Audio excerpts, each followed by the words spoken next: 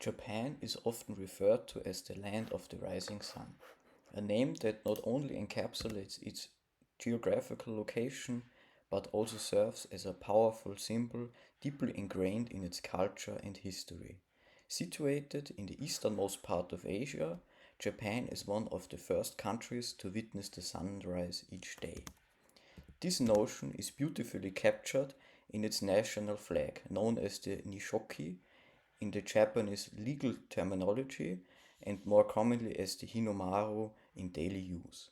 The flag features a red circle representing the sun on a white background, encapsulating both the country's eastern location and its cultural affinity for simplicity and perfection, which we aim to reproduce in our presentation. Now on to the contents. General information. This section serves as an introduction to Japan, offering essential facts about its geography, history, population, and language. The discussion already began with why Japan is called the land of the rising sun, connecting this to the nation's flag and its overall implications for the Japanese worldview. Cultural information. We are going to dive deeper into the fabric of Japanese society and explore key cultural aspects that define it. Concepts like respect, hierarchy, group harmony, also known as wa, and the importance of faith, also known as hone and tatame, will be explored, providing an understanding of the social and hierarchical historical contexts. Examining the culture in Japan from a critical perspective can also bring up several nuanced issues. Business etiquette. This part focuses on the practical application of cultural knowledge in a business setting. Topics will include communication styles, meeting protocols, negotiation techniques, and gift giving customs. Real world examples will be used to illustrate the do's and don'ts. The conclusion sums up the key takeaways from the presentation, emphasizing how understanding these various elements can contribute to successful business interactions in Japan. A call to action or suggestions for further study may also be included. Now we are going to start with the general information. Japan is an island nation situated in East Asia, separated from the mainland of Asia by the Sea of Japan, also known as the Chinese Sea. It depends on who you ask, to the west, and the Pacific Ocean to the east. The country consists of a chain of over 14,000 islands, although the four main islands, Hokkaido to the north, Honshu, that's the biggest one, Shikoku, and Kyushu, account for 97% of Japan's total land area. The country is known for its diverse landscape, ranging from the snow-capped mountains of Hokkaido to subtropical beaches in Okinawa. Down here, the Ryukyu Islands are an archipelago situated to the south of the main Japanese islands, and Okinawa is the largest and most well known of these islands. Geographically, they are closer to Taiwan than to the rest of Japan, which has influenced the unique culture and history. The Ryukyu Kingdom was an independent kingdom until it was annexed by Japan in the late 19th century. Before that, it had its own unique political and trade relationships, including with Japan. Today, Okinawa is home to the US military bases in Japan, a result of the post World War II agreement between Japan and the United States. Isolation. Japan's geographical isolation has contributed to the development of its unique culture and traditions. This has implications for business, as Japan has its own set of business etiquettes and practices shaped by its history and geography. The Japanese language is a result of this isolation, with limited influence from other languages, making it one of the most homogeneous languages in the modern world. This poses a challenge for business communications. Japan's location on the Ring of Fire, which you can see here, makes disaster preparedness a high priority for both public and private sector. Businesses operating in Japan must be well prepared for various types of natural disasters, leading to highly developed disaster management systems. Despite having robust safety measures in place, the Fukushima disaster occurred against the backdrop of what was considered a statistically low probability event.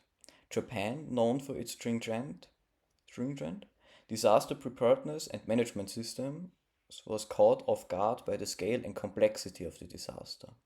The event underlined the limitations of even the most well-prepared systems and led to a comprehensive reevaluation of risk assessments, both in Japan and globally. It served as a sobering reminder that while statistical models can guide preparedness, they cannot account for every variable, especially in situations that involve high impact but rare events. Harmony with nature. The geography has also influenced Japanese aesthetics and values, such as the concept of wabi-sabi, which finds beauty in imperfection and transience, or the importance of seasons, also known as kigo, in traditional poetry like haiku. A haiku consists of 3 lines with a pattern of 5-7-5, totaling 17 syllables. The subject matter often focuses on nature, the changing seasons, or other elements of the natural world, capturing a moment or observation in a concise and evocative manner. While the 5-7-5 structure is commonly used in English language haikus, the form can be more flexible in its original Japanese context. Now on to the history.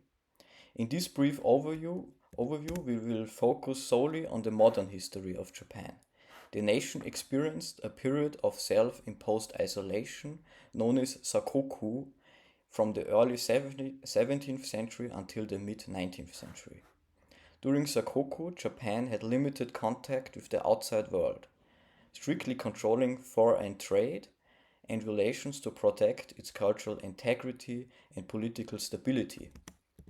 Christianity, introduced by Portuguese traders and missionaries, was seen as a threat and thus banned.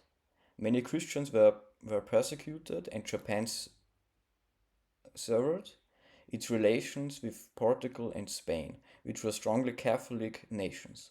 One downside was that Japan fell behind in terms of technological advancements that were taking place in the rest of the world, especially during the Industrial Revolution. Commodore Matthew Perry of the United States Navy was tasked with ending this isolation. He came from the outside.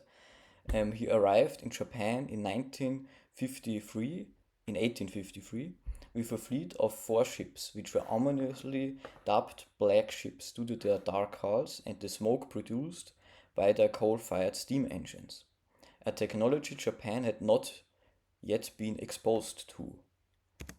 The sight of these ships and their firepower demonstrated a clear technological gap and presented an implicit threat.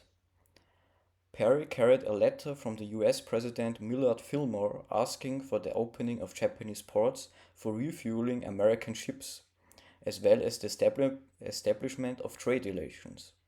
The US was especially interested in having a Pacific base for its whaling fleet and sought to establish coaling stations for its steamships.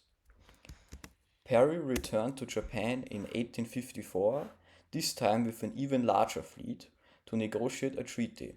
The Japanese authorities, recognizing the inability to match American military technology and perhaps influenced by China's recent defeat in the Opium Wars, decided to negotiate. The result was the Treaty of Kanagawa, signed on March 31, 1854. On to the Meiji Restoration. This marked the beginning of the end for Japan's period of isolation and initiated a phase of rapid modernization, known as the Meiji Restoration, during which Japan sought to catch up with Western powers both economically and militarily. The Meiji Restoration lasted from 1868 to 1912. It was characterized by rapid modernization and westernization, both culturally and institutionally. The restoration began when the Tokugawa shogunate, the feudal military government, was overthrown and political power was restored to the Emperor Meiji, which you can see on the picture. Prior to the Meiji restoration, Japan was a feudal society with outdated military technology, largely closed off from the rest of the world. The arrival of Commodore Matthew Perry and the forced opening of Japan to international trade served as a wake-up call, demonstrating the need for modernization. Emperor Meiji and his government were committed to transforming Japan into a modern nation-state capable of standing toe-to-toe with Western powers. This led to a series of reforms, often referred to as the Meiji Ijin, aimed at modernizing various sectors such as the military, education, and infrastructure. Feudal systems were abolished, a centralized government was established, and a constitution was written. Japan also adopted Western technology in organizational structures, sent students abroad to study, and invited foreign experts to contribute to the nation's modernization. By the early 20th century, Japan had become a formidable military power. Its victory against Russia in the Russo-Japanese War, which lasted from 1904 to 1905, was a turning point that marked Japan's emergence as a global power. The conflict arose out of competing imperial ambitions in East Asia. Russia wanted a warm water port in the Pacific and saw Port Arthur, which you can see down here, in Manchuria, that's the region up here, as ideal for that purpose. On the other hand, Japan had its own ambitions in Korea and Manchuria and saw Russia expansion as a threat. Both nations also sought to increase their influence and territorial holdings in China. The war began with a surprise attack by the Japanese Navy on the Russian Pacific Fleet at Port Arthur on February 8, 1904. This attack was not preceded by a declaration of war, a point which drew international condemnation for Japan but set the tone for the conflict. Over the course of the war, the Japanese demonstrated superior military capabilities, both on land and at sea. Notable battles included the siege of Port Arthur and the Battle of Mukden on land, as well as the naval battle of Tsushima. That's down to the south at the southern ending of the Korean peninsula. The war ended in 1905 with the Treaty of Portsmouth, facilitated by US President Theodore Roosevelt, who later won the Nobel Peace Prize for his role. The treaty recognized Japan's claim in Korea and transferred control of several territories from Russia to Japan, including the southern part of Sakhalin Island, which you can see here in the north of Hokkaido. The war had several far-reaching consequences. It was the first major defeat of a European power by an Asian nation. The war marked the first time in modern history that an Asian power defeated a European one, which shook the perception of Western invincibility. The defeat also led to widespread unrest in Russia, contributing to the conditions that eventually led to the Russian Revolution. The victory also established Japan as a formidable military power and paved the way for its further imperial expansion in East Asia. During the 1930s, Japan faced a turbulent domestic landscape characterized by economic hardships and internal political conflicts. It's the same for Germany and Austria, for example. The economic difficulties were multifaceted, including issues such as unemployment, inflation, and a general sense of economic stagnation. Concurrently, the political environment was fraught with tension, featuring power struggles among different factions within the government and a growing disillusionment with the existing political order. This volatile mix of economic and political instability created a conducive environment for the rise of militaristic ideologies. In this setting, militarism was seen as a solution to to both restore national pride and to address the internal challenges the country was facing. As a result, militaristic thought increasingly gained traction, capturing the imagination of both the political elite and the general populace, ultimately leading to a more aggressive foreign policy stance. This shift towards militarism had profound implications, setting the stage for Japan's subsequent actions on the international stage, including its invasion of neighboring countries and its role in World War II. In 1931, Japan invaded Manchuria, a region in northeastern China, under the pretext of the Mukden Incident. The Mukden Incident, also known as the Manchurian Incident, occurred on the night of September 18, 1931. It was a staged event engineered by Japanese military personnel as an excuse for invading the northeastern part of China, known as Manchuria. The incident involved the use of explosives to damage a section of a railway near Mukden, now Shenyang, a major city in Manchuria. The railway itself was owned by Japan's South Manchuria Railway Company, and the Japanese blamed the incident on Chinese dissidents to justify military intervention. Immediately following the incident, Japan invaded Manchuria, and by early 1932, the region was entirely under Japanese control. The League of Nations, the precursor to the United Nations today, conducted an investigation into the incident and concluded that Japan was indeed the aggressor. Japan, dissatisfied with this judgment, withdrew from the League of Nations in 1933. This event marked the beginning of Japan's aggressive expansionist policies in Asia. In 1937, the conflict escalated into full-scale war with China, known as the Second Sino-Japanese War. The conflict was marked by severe atrocities, including the Nanking Massacre. The Nanking Massacre, also known as the Rape of Nanking, was a mass killing and a war crime committed by the Imperial Japanese Army against the residents of Nanking, now called Nanjing, then the capital of the Republic of China. During the Second Sino-Japanese War, the massacre occurred over a period of 6 weeks starting on December 13, 1937, the day that the Japanese captured Nanking. Estimates of the number of victims vary, but it is generally accepted that several 100,000 Chinese civilians and disarmed combatants were killed. The events of the Nanking Massacre have been a subject of controversy and denialism, particularly within Japan. Understanding the Nanking Massacre is essential for comprehending the broader context of World War II in Asia, as well as the historical tensions that continue to affect relations between China and Japan today.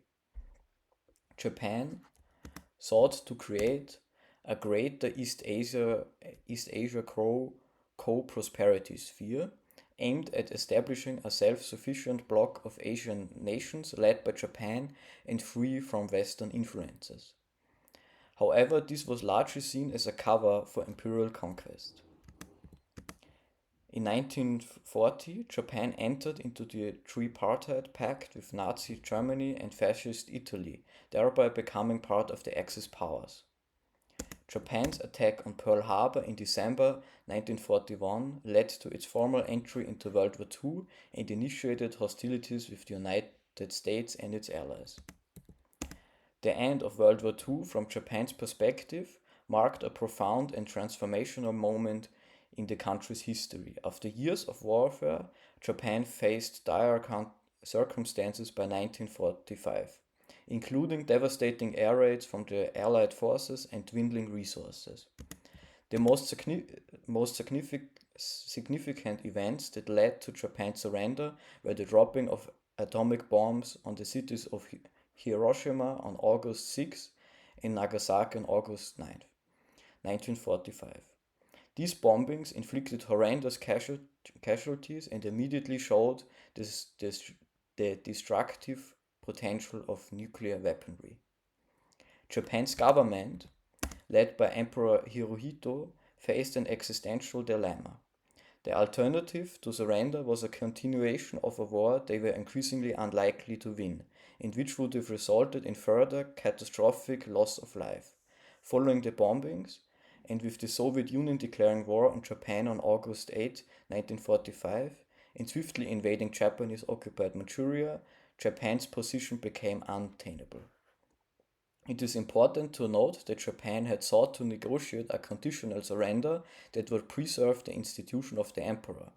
While the US did not explicitly agree to this before Japan's surrender, the ultimate terms allowed Emperor Hirohito to remain a constitutional monarch, albeit without political power.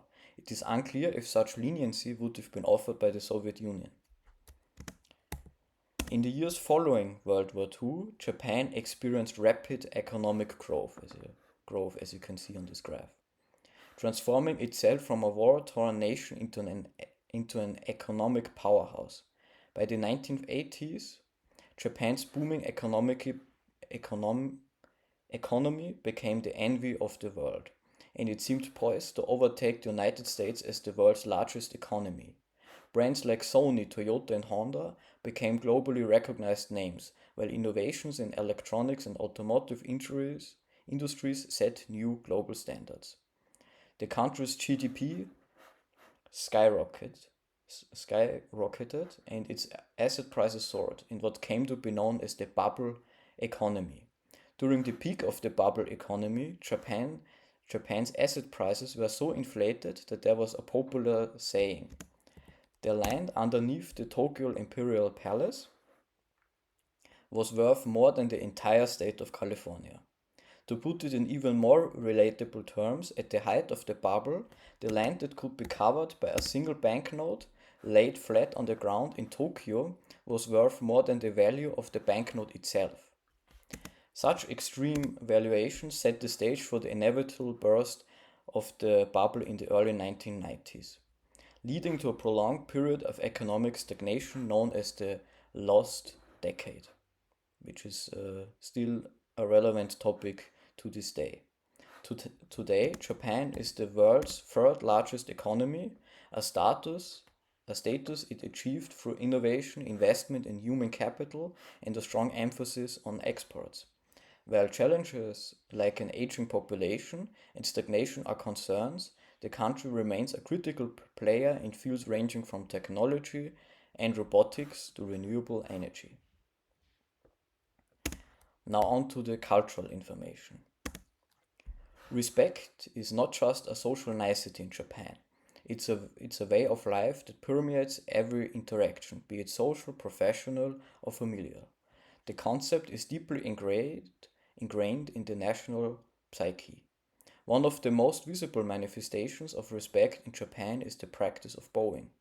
Far from being a simple formality, the act of bowing varies in depth, duration, and context, each nuance carrying its own specific meaning. Whether it's a shallow bow between friends or a deeper, longer bow in a business setting, the act encapsulates a complex array of sentiments such as gratitude, humility, and respect. The Japanese language itself is also designed to convey respect. A variety of honorifics such as san for general use or sama for someone of higher use are employed to show deference. Verbs can be conjugated to express varying levels of politeness, and there are even different words and phrases to be used solely in situations that require utmost respect or humility. Respect also extends to personal relationships. It influences social behavior, how one talks to elders, and even how one receives and offers items, usually with both hands to denote respect. While the emphasis on respect can create a harmonious social environment, it can also lead to a high degree of social conformity.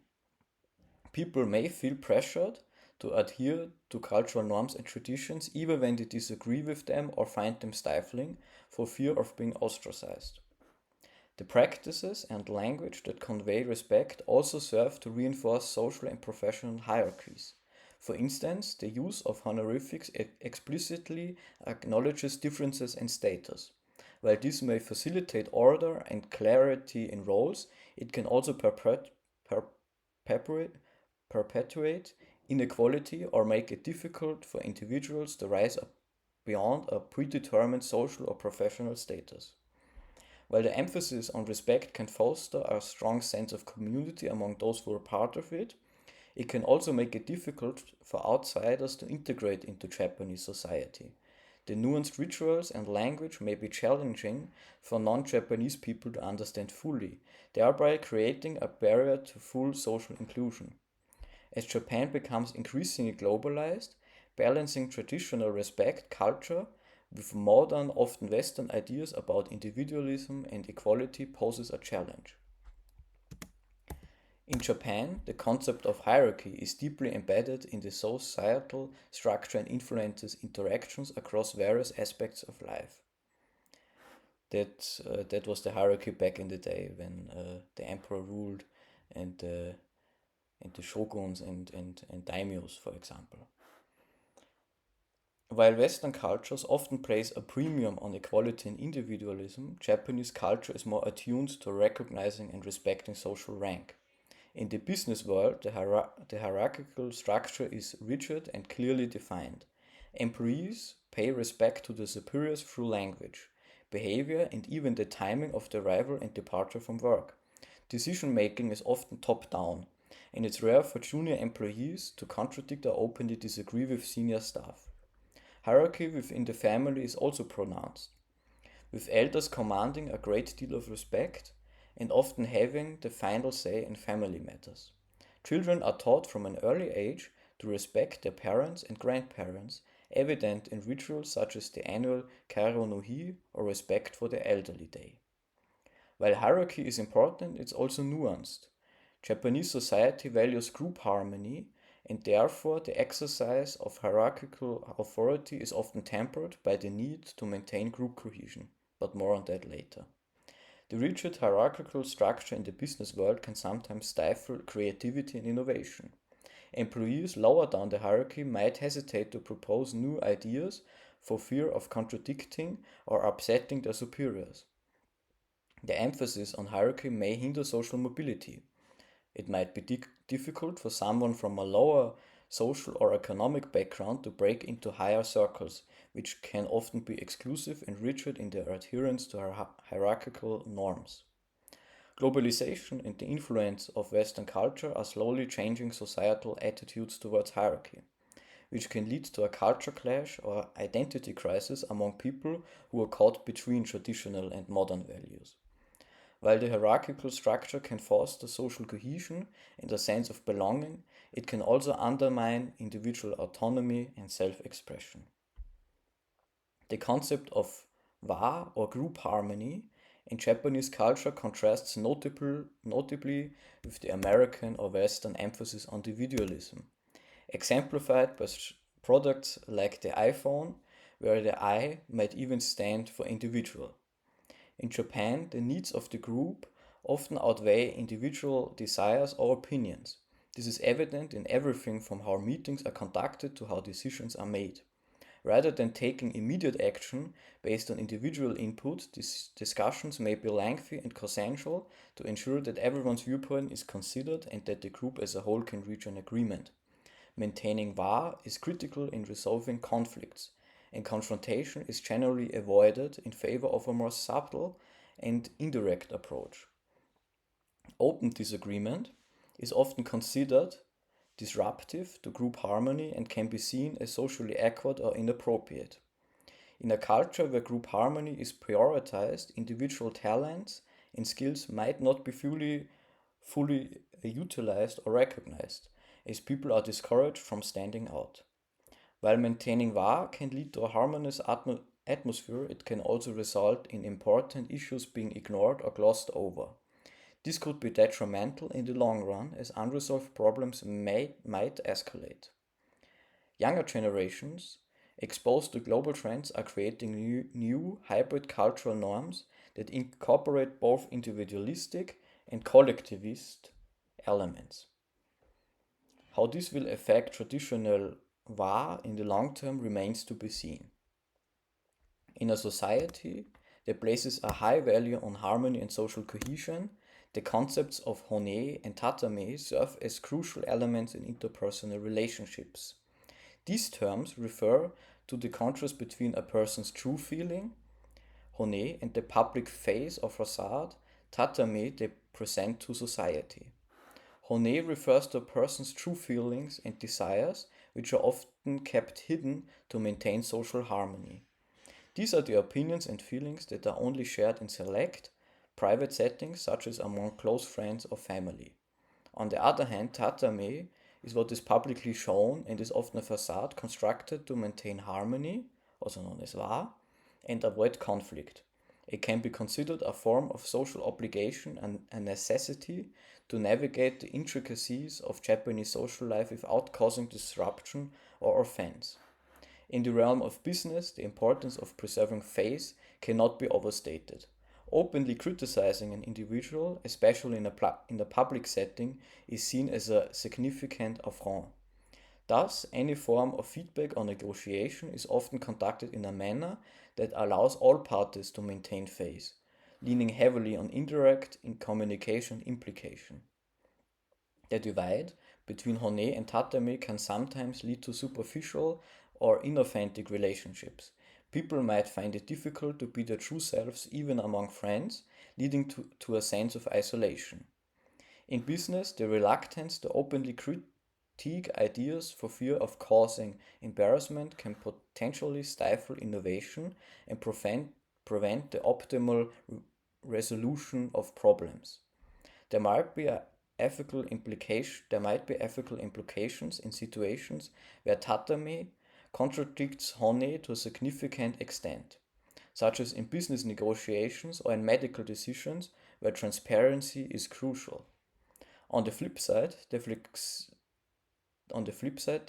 flexibility afforded by the dual concepts of hone and tatame can be advantageous.